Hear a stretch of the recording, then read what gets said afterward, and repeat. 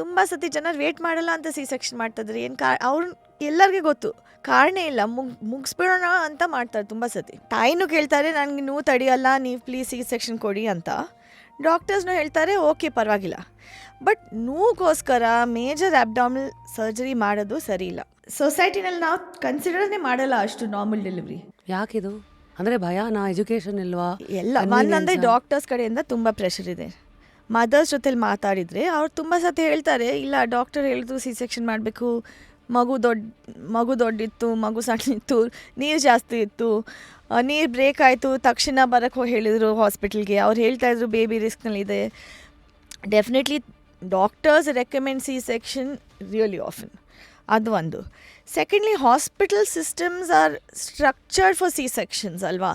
ಅಂದರೆ ಆ C section ಮಾಡಿ ಹೈ ಸಿ ಸೆಕ್ಷನ್ ರೇಟ್ ಹಾಸ್ಪಿಟಲ್ಸ್ಗೆ ತುಂಬ ಥಿಂಗ್ಸ್ ಈಸಿ ಆಗಿಬಿಡುತ್ತೆ. ರಿಯಲಿಸ್ಟಿಕ್ಲಿ ಹೇಳಿದರೆ ಸಿ ಸೆಕ್ಷನ್ ತುಂಬ ಬೇಗ ಆಗುತ್ತೆ.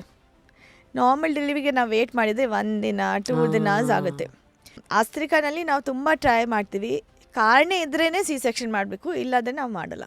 ಫುಲ್ ವಿಡಿಯೋನ ನೋಡಿ on rapid Rashmi's YouTube channel.